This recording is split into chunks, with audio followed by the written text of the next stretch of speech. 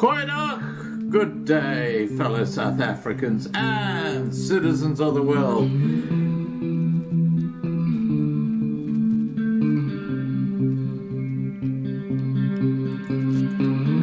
I've been looking around for salvation. I've been looking around for the truth. All around me I see frustration, and I looked all over till I found you. I sit and listen to your stories, and you're telling me, please don't worry. There's a lot in this world you should know, and love in life is where you should go. If you're looking for somewhere to go, if you're looking for someone to know, if you're looking for someone to guide you, then love in life will guide you.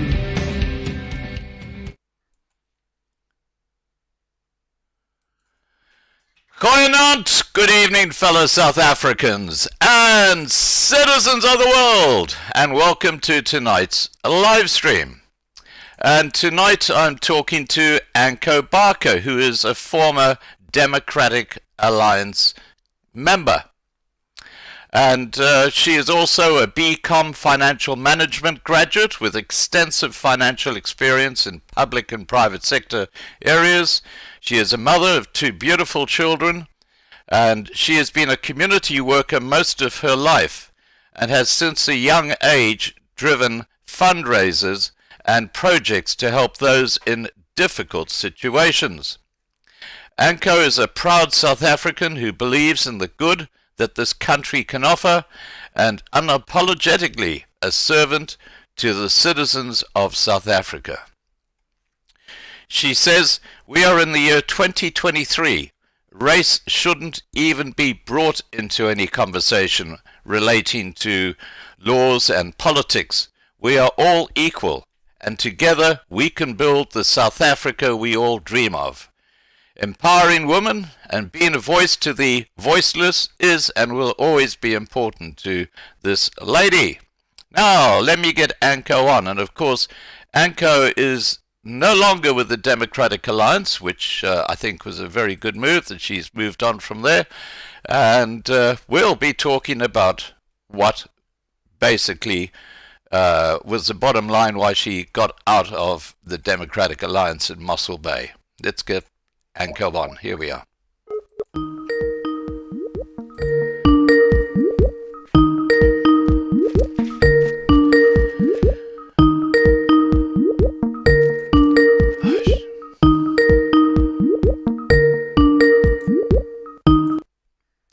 Let me try again. Give me a second.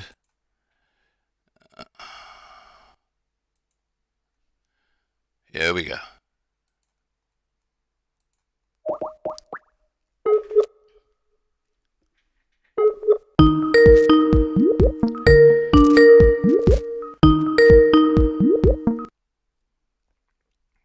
Hi, Anko. Hello. How are you?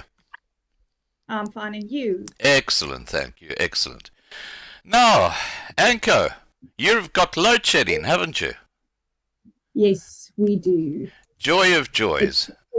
The joys of South Africa. Modern South Africa. Now, yes. Tonight we've got a very, very important and interesting discussion about that beautiful little town called Mossel Bay. It's got to be one of the most beautiful places on earth, hasn't it? It's definitely one of the most beautiful places on earth. Yeah. And did you grow up in Mossel Bay? No, I did not. I actually grew up in the Eastern Cape, so this is paradise for me. I bet. I mean, that whole garden route. I love Neisner and Plettenberg Bay. That whole strip is just absolutely stunning. But Oh, it's very welcoming, yes. yeah, but just like any other part of South Africa, unfortunately, you get corruption in politics, don't you? Of course you do, even if you don't expect it. Yeah. Now, we're going to be talking about the reason you got out of the Democratic Alliance in Mossel Bay. And perhaps just to kick us off, talking about corruption, can you tell us what is going on within the municipality there and the corruption and fraud that you came across? Well, basically, in a nutshell, it was with the appointment of the municipal manager at the Mossel Bay municipality, Mr. Colin Puren.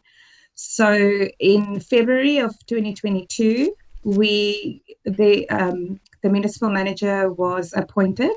It was a council decision. He was the best candidate out of all of the candidates that was interviewed. So in the June 2022 council meeting, we decided that he will be the municipal manager, but then we gave the mandate to the executive mayor to negotiate his remuneration package. Right. Yeah. So the remuneration package, the negotiations, as per the council agenda, read that it will be within the remuneration limits of Notice GN 1092, CG 41173 of 10 October 2017 of the Local Government Municipal Structures Act 2000. So the mandate that was given to the executive mayor was to negotiate within this government gazette for the upper limits of municipal managers in South Africa. We were talking about the salary and all that stuff, aren't we? Yeah. Okay. Yeah. Carry on. Okay. So if you specifically look at paragraph 9.1 and then the criteria that's set out in paragraph 9.2 of Notice GN 1092 of 10 October 2017, it clearly states that the offer will be determined by competencies, experience, and knowledge. Right.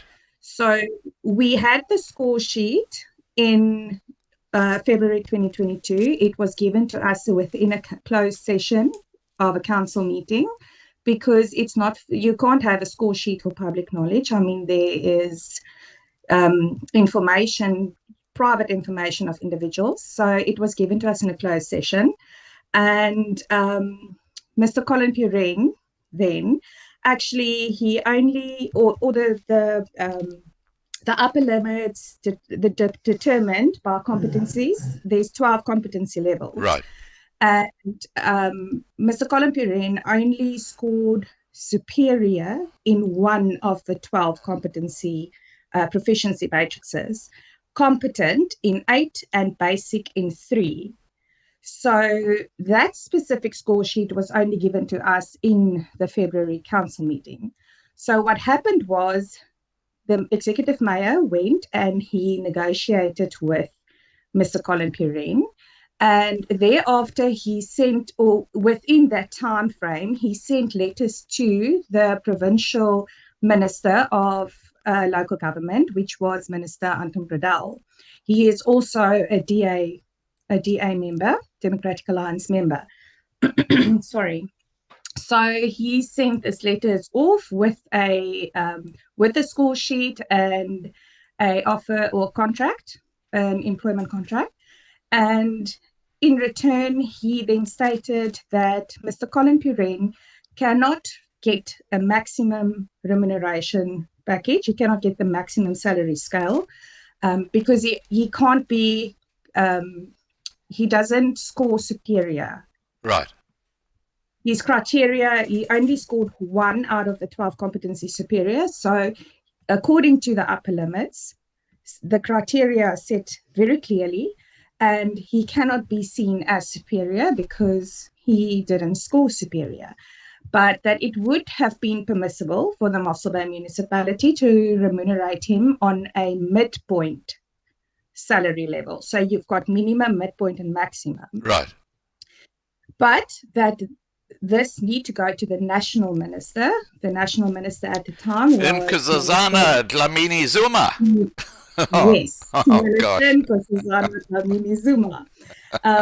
So what is? Yeah, okay. Let me not go into that. But she was the national minister of local government, and that at the end of the day, the decision is with her. So all of this information was put together and it was sent through to Minister Dr. Nkosazana Dlamini Zuma.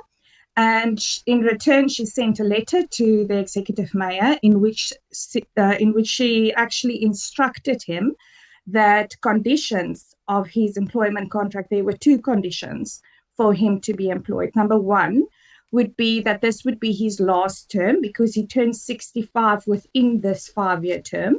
So there would be no extension after the term. And then the second condition of his employment would be that he will be appointed on the minimum salary scale. So these letters then came back and the executive mayor then shared it with the DA caucus only, not with the rest of council. He sent it to us in an email, and we've got a WhatsApp group for our DA caucus. On this WhatsApp group, it's the 19 caucus members, and then also our political head, a member of parliament, Mr. Yakulond. He's also on the WhatsApp group. So this letter of Minister Nkosazana Dlamini Zuma was sent on the WhatsApp group as well on the 15th of June, 2022. I immediately responded that although we want to remunerate the municipal manager on the maximum level, the national minister has now told us we can't. So we should rather motivate to her why we think that he needs to be remunerated on the maximum level, but that we have to send this letter through the office of the provincial minister, Minister Anton Bredal, then to the national minister. But I also asked them in the same WhatsApp group, I asked them that we should refer this to Minister Anton Bredal and ask him for his advice. What are we supposed to do now? So this was the 15th of June. On the 27th of June, we had a caucus meeting, face-to-face meeting, where the total agenda for that month's council meeting was discussed. And when this item came to table, I told them again that we cannot table this item because we are going against what the minister has instructed us to do.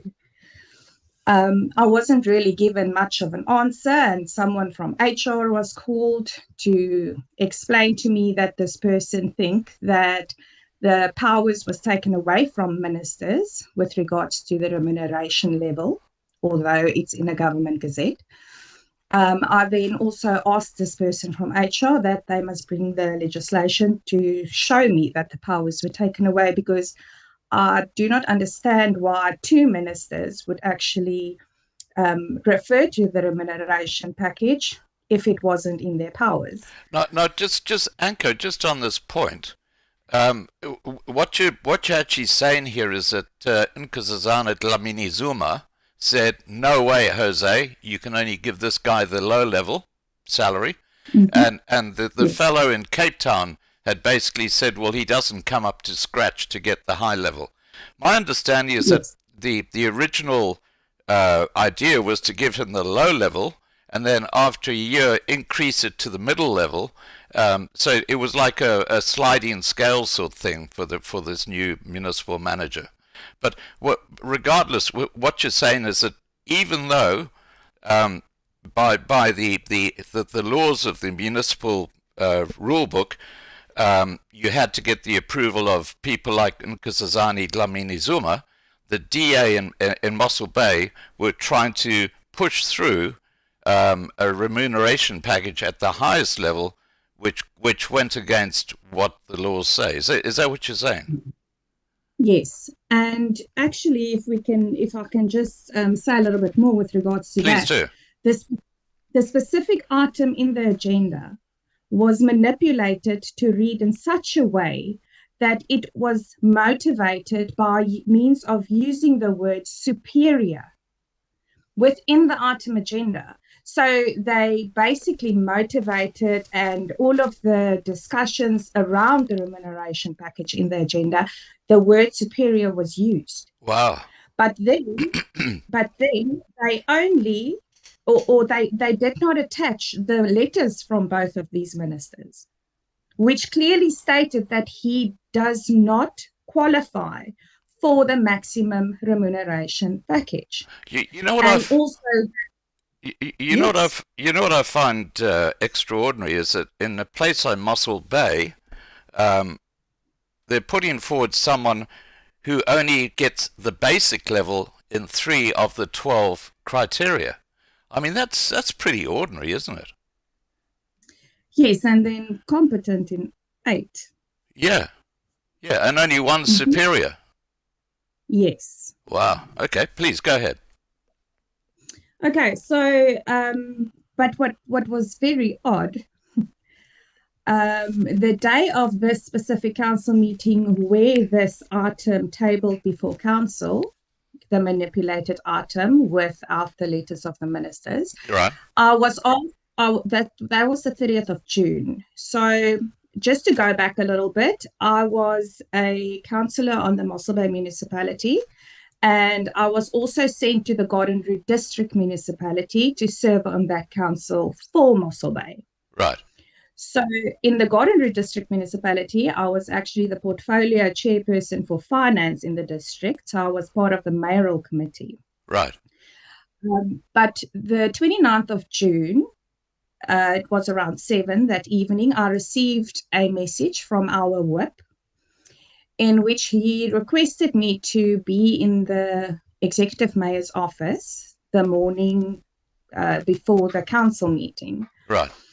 And I then went to this meeting that next morning, just before the council meeting, where I was then told that by a motion of exigency in council, they are going to recall me from the Garden District municipality this same day.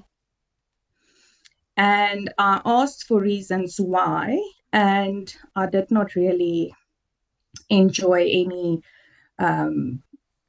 any reasons, really. The only thing they said to me was that it is a matter of broken trust. And I've asked them... Hang on. So after this council meeting where you basically blew the whistle on this whole thing, in response, the DA treated you like a naughty boy and sent you into the corner. Yes, well, this happened before the council meeting. Before the council meeting, because you weren't cooperating. Yes, so they couldn't. Well, if you can rephrase what they said, they can't trust me. So they basically can't trust me to be fraudulent and corrupt like they wanted to be. And therefore, they even said to me that they are not going to follow a disciplinary inquiry. They're just going to recall me, and that I must think really, really hard and think it through before I take this any further. That this is just a step that I'm taking back, and that I need to think about this. They couldn't give me a possible reason. Can I ask you, what's so special about this guy they wanted to appoint? Why did they want? Weren't there better qualified people? Scott, I think that the question on most of the citizens in Mossel Bay, and I think also throughout South Africa, because my video actually went viral in South Africa. I bet. The question that really is on everybody's lips is, why would 18 Democratic Alliance councillors of a very small town in South Africa, in the Western Cape, be willing to set aside the values and principles of their political party, of which they pride themselves in, for one specific individual? And that is very, to what you asked me, why this person? And I think that this should be investigated. I've got my own ideas why. There was actually a clause in the motivation which was sent to both ministers, which, it actually pulls my attention, especially around what's happening in Mossel Bay at the moment. And I think that might be one of the reasons why. I think it's paragraph 2.2, actually, in the motivation, the mayor actually said that Mr. Colin Pirenne had been part of a municipal project in Mossel Bay from step one, which is the Joint Operational Centre, and that the first phase cost the municipality 10 million rand, and that it is vital for him to see this through. Now, which is very odd, this first phase happened before February 2022, where he was appointed. April 2022, this specific project was actually registered as a non-profit company, and then it was given over to this non-profit company. So I think this should be investigated. I am looking into it from step one, or day one, where they started with the Joint Operational Centre, as there are so many things that's happening around the centre, and with the municipality that actually put so much money into it, and with what they are still doing, and province putting money into it, you can say that this is a municipal entity, and we all know that a municipal entity can only perform the functions of the principal municipality of which it is an entity of. And we are a B municipality in Mossel Bay, so the municipal entity would be limited to the functions of a B municipality. But there are some functions they are performing in this Joint Operational Centre, which was a municipal project, but is now a non-profit company, that is outside of the limits of or the functions of a big municipality. So that is one of my biggest concerns, and also one of the things that I believe would be the reason that they wanted this specific person to be the municipal manager, and that they would go beyond principles and values and beyond ministers, go over their head to make sure that this person is happy to be the municipal manager of Mossel Bay. Well, what you're saying reflects that something does kind of smell there. Now, you said it was a non-profit company, or it is a non-profit company now. Who's on the committee or the board of that non-profit company? Are any of the DA councillors? Yes, actually, there is a councillor. He's also the MMC, or portfolio chairperson for safety, which is also he's part of the mayoral committee, and he's a director of this NPC. Okay, so we now have a crossover and a conflict of interest coming into play. Yes, well, he was actually placed as a director for oversight, but it seems like he's more managing the Joint Operational Centre what does rather than it, just oversight. What does it do? Well, they've got cameras all over Mossel Bay, and if you are part of the neighbourhood watch and you want cameras in your area, you now have to link it to this Joint Operational Centre. If you don't, as per an item agenda that was just pushed through in the previous council meeting we'll get to it later, they won't allow you basically to put up a camera on a municipal pole if you do not link it to the Joint Operational Centre, which is confusing now, because why are we deciding that this specific NPC will be benefiting from cameras? Why are they the only people or the only company that's allowed to control or view the footage of these cameras? Why does it need to be linked to this specific NPC? Wow. So Mossel Bay, I take it, is becoming one of the most surveilled communities in South Africa. Yeah, unfortunately, with regards to our crime, it seems that we are in Big Brother now. Wow. Okay. And this is all tied up with this fellow who's a senior council member in the Mossel Bay or the Mossel Bay Council. Like I said, this is what I think, because if you look at the motivation set out to the ministers for the employment or for to employ this specific person in the as a municipal manager, you get your paragraphs which states that he has done so much and he's got this experience, how many years of experience in the municipality, he's got the qualifications, and then just this little paragraph in the middle of it all that gives out this information with regards to this municipal project and that it's vital for him to see this through.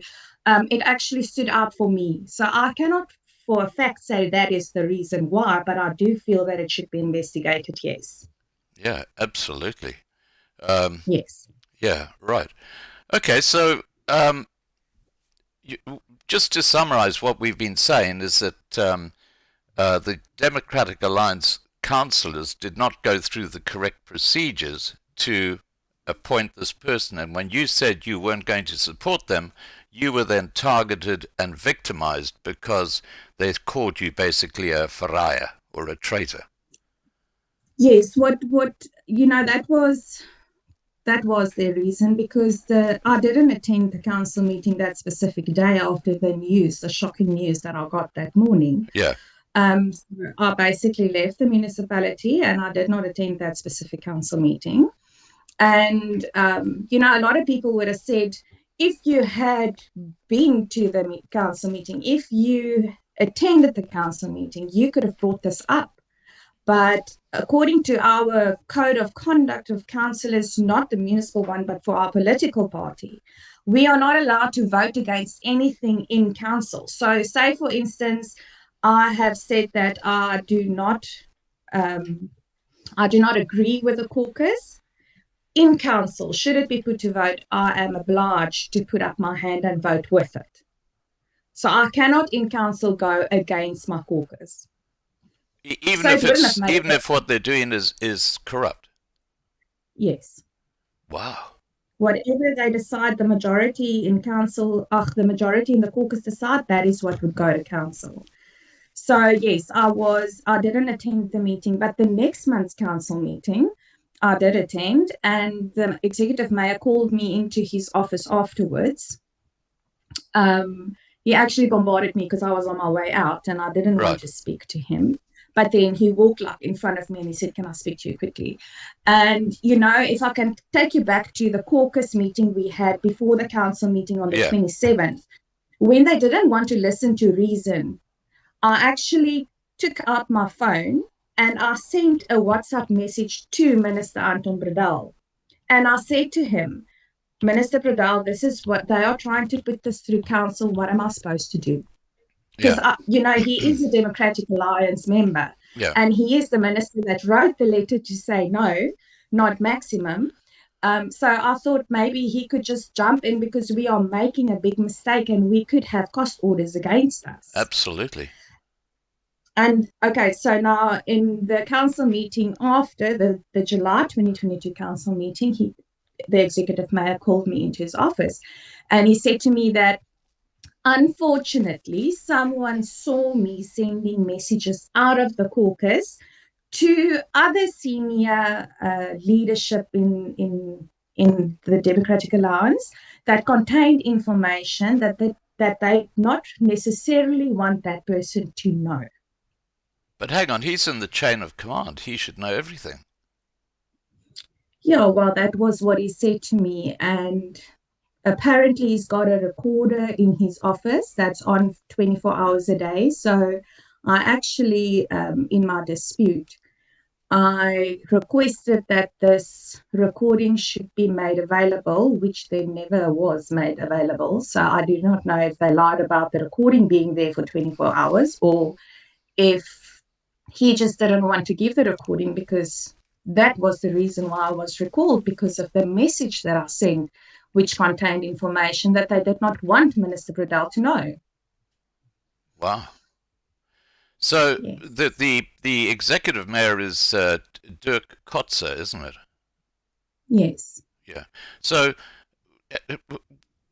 what has been your experience with this mayor in other unrelated areas? Has he always been this sort of dictatorial type person? You know, I must say that to this day, I am still shocked that Dirk Kotzer did this. And I refer to him as Dirk because we were on first name basis. I looked up to him. I thought that he was a role model, and we got along very well. Actually, we got along so well that during the campaign towards the 2021 elections, he actually appointed me to manage his diary. So we had a very good relationship, very good work relationship. And yeah, I think that, I don't know if I should say, yeah, he was never the type. Yeah, he was never the type of person that, or I did not think of him as the type of person that would, be involved in something like this. Mm. So to this day, I am shocked. But then they also say that you can't just trust someone because they only show their true colors afterwards. And I think that Dirk Kotzer showed what his true colors are by committing this fraudulent offense. Yeah. Now, is Colin Perrine now the municipal manager? Yes, he is still the municipal manager. Okay, so basically what you're saying here is that his appointment is irregular. It is an irregular appointment, which further goes to the fact that the Mossel Bay municipality got a clean audit in the previous financial year. But to the shocking discovery that you only see when you start looking into things, Mr. Colin Perrine actually received the maximum remuneration package from February 2022. And should this information had been made available to the Auditor General, if that was then looked at together with that notice GN 1092, of Local Government Municipal Structures Act 2000, the Auditor General would have seen that he did not qualify, and that would have been an irregular expenditure, which would have then caused the Mossel Bay municipality not to have a clean audit. So I know that complaints have been sent to the Auditor General to retract the audit and look at this and investigate this further, which would then also obviously mean that there is a chance for the Mossel Bay municipality to lose their clean audit track record. Wow. Now, why do you think the DA in Mossel Bay would be willing to put the party's values and principles aside for this one individual? And I know we've talked about that non-profit, which is doing all the surveillance and the cameras. Do you think there are other reasons too? There might be more, or there are more reasons that I think, obviously, but yeah, I don't think that is something that I can really say on air, because it would not be factual enough. But I think, yeah, I think I'm just going to leave it at that. But you do have concerns, having been what you could call an insider until recently. Yes, I do have concerns. Should the ratepayers in Mossel Bay have concerns about how their rate money is being spent? Of course. If any of the money paid by taxpayers or ratepayers is used to overpay someone or to put money towards any illegal or spend money in an illegal manner, they should be concerned. I mean, a lot of people, and this is actually shocking, with this whole thing coming out in social media, people would comment on posts, and a lot of people would be saying, yeah, but we're still functioning rather well. Go and look at Kimberley and go and look at this municipality in South Africa. So a lot of people are, I don't know, they seem to think that if their black bags are picked up on time every week, corruption and fraud is fine, which is concerning. It's really concerning. But some of the comments that I received that I just said to you, let's look at Kimberley and let's look at this one. Where did that municipality's downfall start? It started with small corruption and small fraud, just like what's happening here now. If they want to go buy money, the municipal manager is earning about 500,000 Rand a year more than what he's supposed to. So if you look at a 5-year term, it's like 2.5 million. So they'll be like, oh, it's only 2.5 million, But where do they think it start? Where does any downfall of a municipality start? It starts with small amounts of money. Well, that 2.5 billion is not a small amount of money.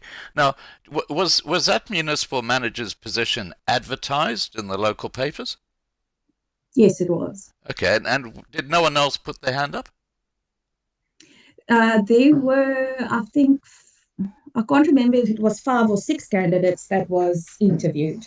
Okay, and did you have a look at their criteria to see if they had a better match than this person? No. Well, I did look at the score sheet, and sorry, it's getting a bit cold here. That's okay. I did look at the score sheet and I did go through it, although we do not really get sufficient time. You get like 10 minutes to go through the document. But he did score the most out of that on the score sheet out of all of the candidates. But you don't really get enough time to go through that specific thing, line by line to see who's got more more competent points, who got more basic points. You do not get sufficient time. But if you look at the overall score sheet, he was the best candidate. And so I know that a lot of people know Mr. Colin Purin, and people are very happy with him, but still needs to be within our legislation. Yeah, look, I mean, if the law says one thing and you do another, well, then you're breaking the law. It's not rocket science. You're breaking the law, yes. Now, okay, so with what has happened to you, how are you being sort of treated by the DA now, now that you've been a whistleblower?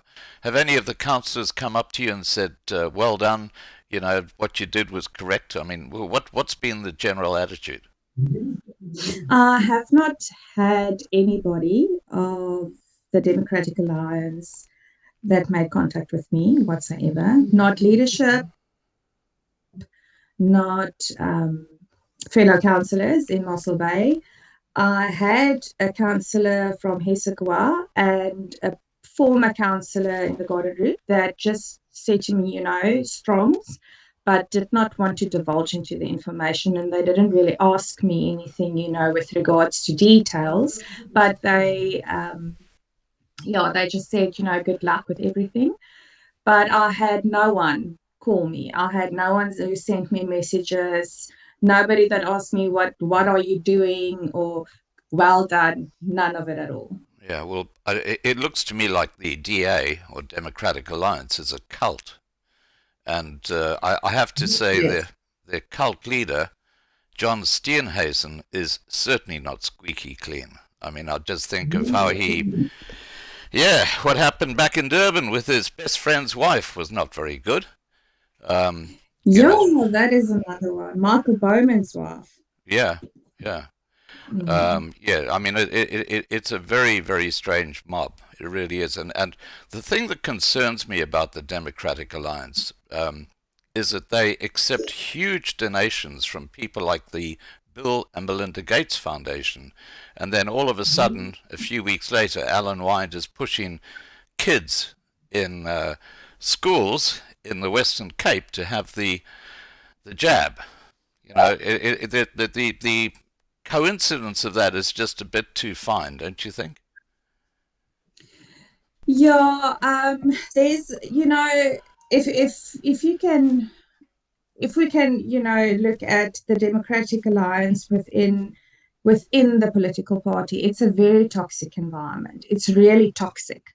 They are also, you know, we are the party for all. We accept all, but I have, you know, personally experienced that they are not a party for all. And I've had leaders within my caucus that made what Facebook posts wherein they said, you do not, what was it specifically that she said? You don't fit in. And, you know, it was just something that was said, so no names or whatever, but it's very, very clear that if someone doesn't fit in, then no, we are not a party for everybody. Okay, so what you just to put it another way, what you're saying is that you're not allowed to think outside the square. If you've got a different perspective, you're not allowed to put it there. You're basically just making up the numbers. That's all you do in council, and that would go right through the entire operation. Yeah, you are a chess piece that's being moved around, and if you are not going to move where they want you to move, then you do not fit in. You get ostracized. Wow. Yeah, and what is it called in English? They called me a moeilikheidmaker. Oh, troublemaker. Yes, I am a troublemaker. Yeah. Well, the world needs more troublemakers, because that way the truth comes out. Yes, I would say so myself. Yeah. Now, your political career is not over yet. You've actually moved on to another political party, and I'm so pleased you have. Do you want to tell us about how that came about? I do, but before I do that, I want to also just share with you what happened in the council meeting that took place last month. Please do. That was actually after my video that went viral, and then obviously the information became public.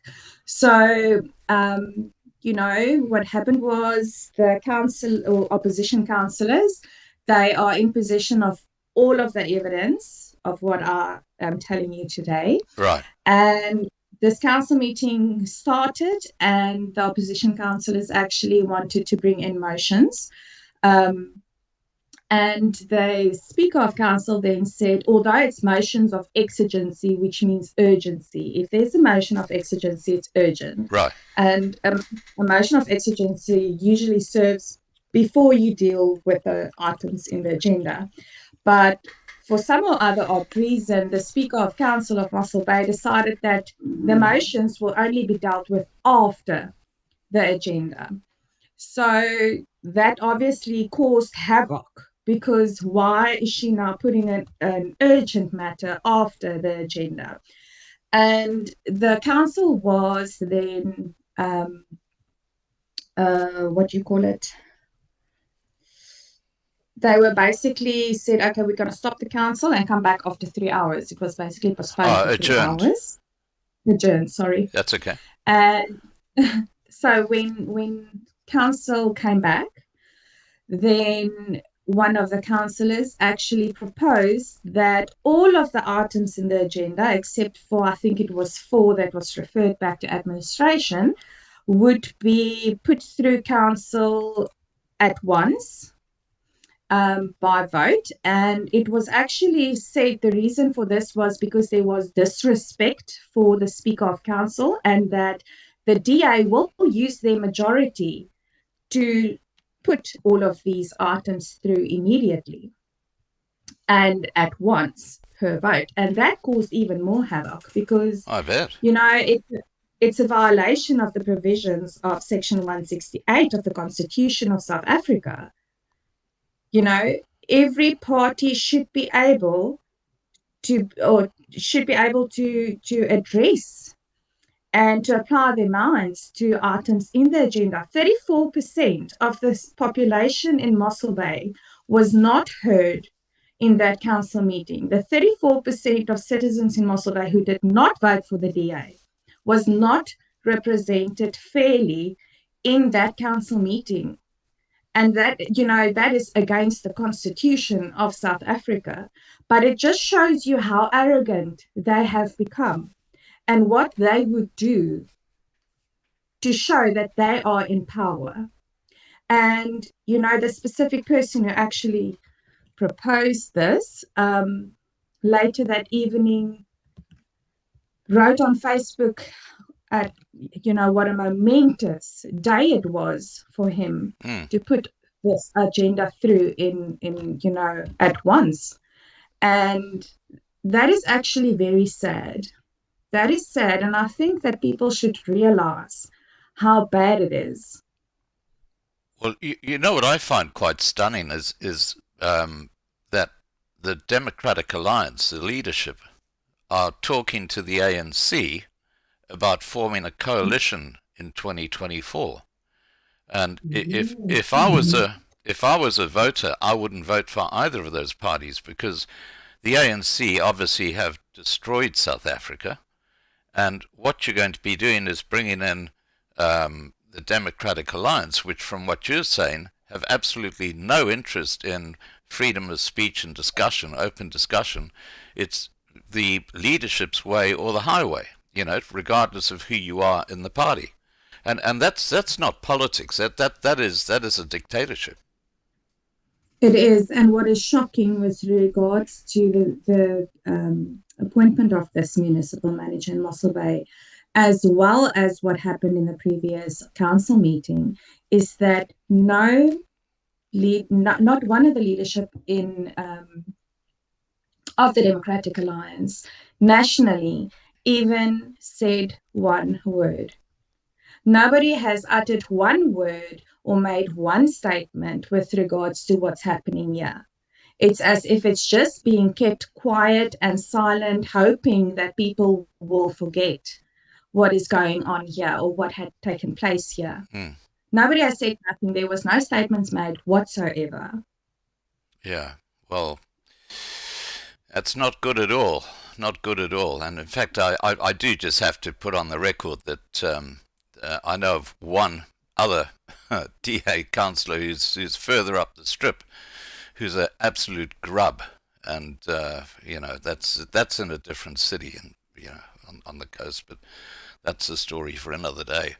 So moving on from the Democratic Alliance and Mossel Bay, you're obviously still in Mossel Bay. Yes, I am still in Mossel Bay. Okay, but so my political career, yes, go tell us. Is it's on a halt at the moment because there's not a career at the moment. Right. I have left council. I am not a councillor anymore, but I have joined the Freedom Front Plus. It's my new political home. It is something that I did. It's not a decision that I took lightly. Yeah. I would do my research and, what they are trying to do. Even, they are still a minority in councils throughout South Africa, but what they are trying to do is very good. It's good for South Africa. Self determination, and, everybody should be able to control their own. What they are trying to do is really good, and I think that would work in a country like South Africa. And that is my new political home, and I was obviously received with or welcomed in their party, and I think that it's also a lot of professional people. So people actually know what they are talking about, and there's a lot of lawyers in the Freedom Front Plus. So and like I said, I think that is the type of people that needs to be in leadership in this country. People that take our legislation and law seriously, because this country is out of control. Nobody is really listening or abiding to any of the laws in South Africa. So it would be a good thing if we have lawyers and advocates, that profession in leadership. And yeah, I am very happy to be a part of them. And I'm looking forward to what we can all do together in South Africa in the 2024 elections, as well as in the 2026 local government elections. That's going to be very interesting. And I must also say that a lot of people, since it has become public that I've moved over to the Freedom Front Plus, it's actually quite warming to, get the phone calls and the messages to please come sign me up. I want to also move to the Freedom Front Plus. So I must say, even in this small town, we are now growing rapidly. We've had I work as an activist for them now, and I help them out. It's not as if I'm a counsellor, but I am activist for them now. And we've had about 3 meetings tomorrow evening. And it's actually at a point where we said, whoa, we need to get bigger venues, because where we would think, okay, 30 people would come, it's all of a sudden not big enough, because there's so many more people that wants to join and become part of the Freedom Front Plus here. So, yeah. And they are rapidly growing throughout South Africa. So I think that they've got a good chance to make the difference that South Africa needs. Yeah, well, look, I've got to say that I'm really impressed with the quality of people involved in the Freedom Front Plus. I've had a couple of live streams with Karel Boshoff, who's a lovely, lovely man, and very involved with Arania. And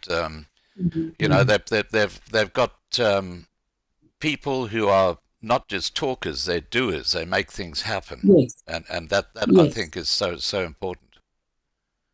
Yes, and even with the Moonshot Pact, John Steenhuisen mentioned with the Federal Congress of the Democratic Alliance earlier this year, when he presented the Moonshot Pact, that was actually the idea of Dr. Corneille Mulder. Well, there you go. And yeah, so, he's also, I think that he said now last week that he's the longest serving member of Parliament. And he's come through all of basically the history of politics in South Africa. Yeah. He's been there. He's got the most experience, and he knows what worked and what did not work. And it was his idea. This whole coalition thing was his idea. And I don't know if you listened to the speech he made last week, when he said that, we need to change.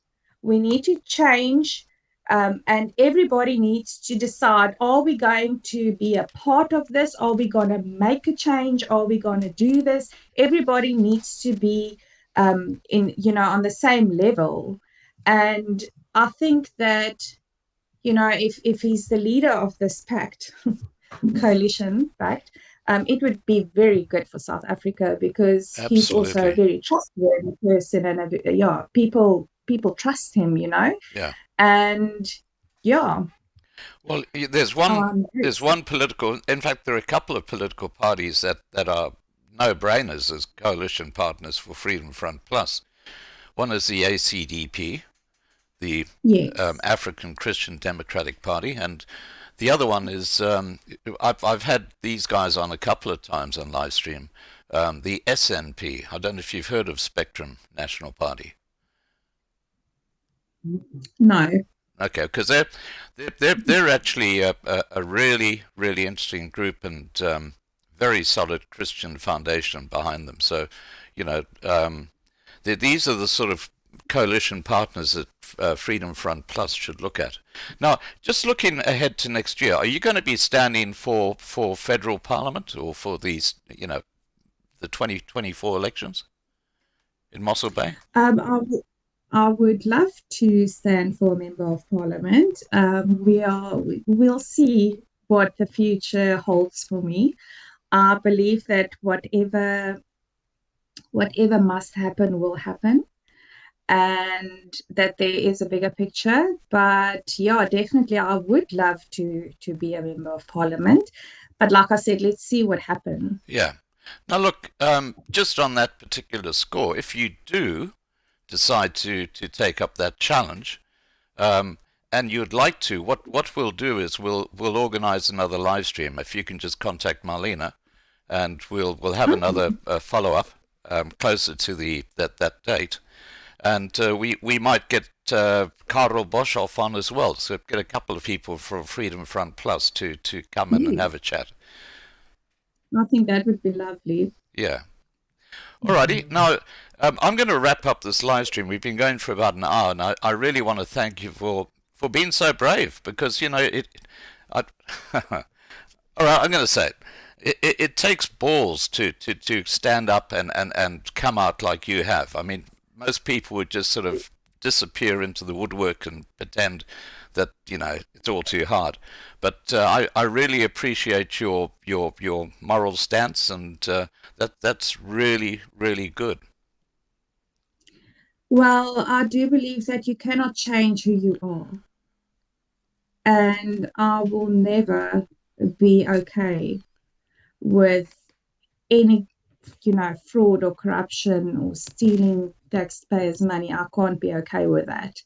I actually had one of my bosses at Correctional Services who contacted me this afternoon, and she said to me, "This is who you are, this is who you've always been, and this is why I've always loved you and probably will always love you, because you stand by your truth." And yes, I'm not going to change who I am just because I need a salary. I can't do it. I will never do it. Right. Okay, so in wrapping up, any final message to people watching the video or the live stream? Yes, well, I just want to say that, you know, especially we had by-elections in George, which is also a town in the Garden district, yesterday. And, you know, sadly, some people are still being manipulated by the Democratic Alliance and, you know, what they sell to voters, because they won 2 of the 3 wards. And, you know, I just want people need to you know, go back to the drawing board and do not just listen to promises being made. People need to be educated on different levels of government and the responsibilities that each level has, you know, and they need to look at candidates that's being put forward to them. And whenever there is something like this in Mossel Bay, don't just let it go. Investigate it, listen to what they say, read the articles, get the information, and then make the decision. I mean, the only way that we can save this country is if each and every one of us goes to the voting station and vote for the right people. Don't just vote because people promise you something. If they promise you a house, first go and see, is it within their you know, in their scope of responsibilities? Can they promise me a house? That's just a simple example that I'm using, but people should really educate themselves in politics and in municipalities or in government in the whole. And I really want to see a difference in South Africa within the next 5 years. And I believe that we can make the difference. We can't be intimidated or manipulated when you've got thousands of blue shirts and blue flags in the street and you maybe only have a couple of green. I mean, we've got people saying, oh, we can't vote for the Freedom Front Plus because they are too small.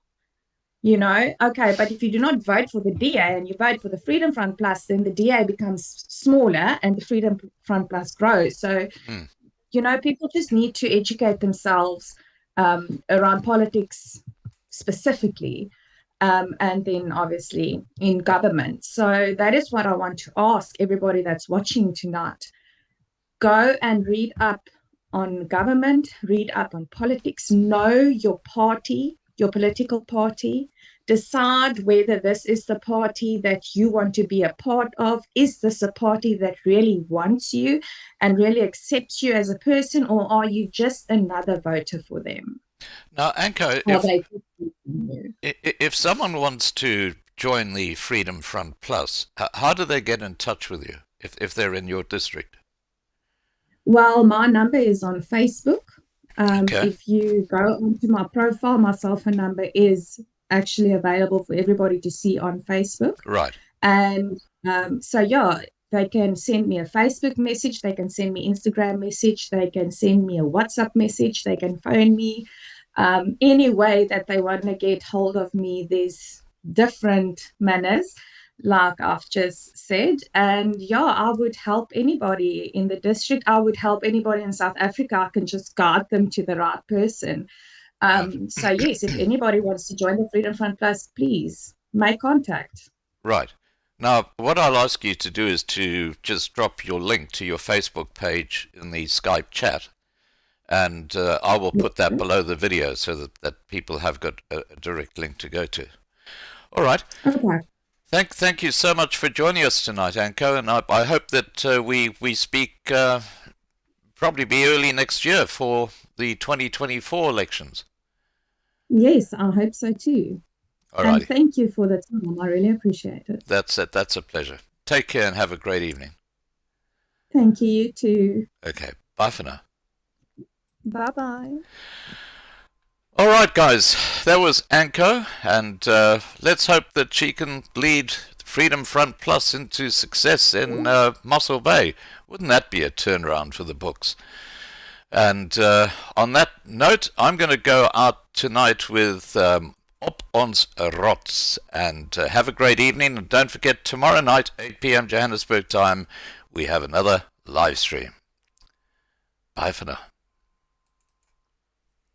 Oh, and thanks to the mods for the great work that you guys do in the side chat.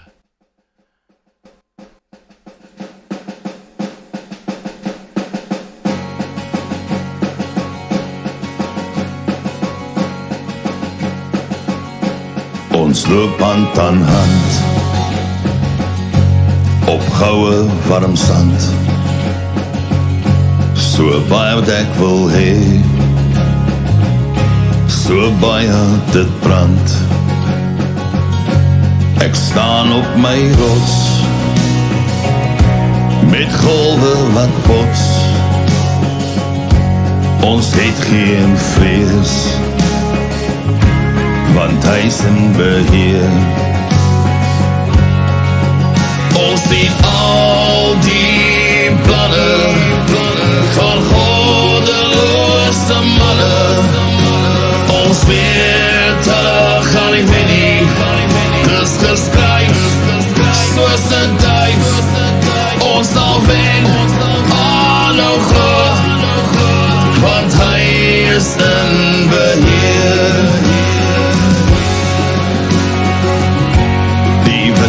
Waai sterk, dis kragte wat werk. Die gevoel in my hart, dis vrees wat wil brand. Ons is boere met trots, met my hand teen my bors. Ons ken geen vrees, want hy is in beheer. Ons sien al die planne van goddeloze manne. Ons weet hulle gaan nie wen nie, dis geskryf soos 'n duif. Ons sal wen, aanhou glo, want hy is in beheer. Ons sien wat gebeur, die leer sal ons nie steen. Kom staan nog 'n keer, ek is stil, want ek weet, hy is in beheer. Ons sien al die planne van goddeloze manne. Ons weet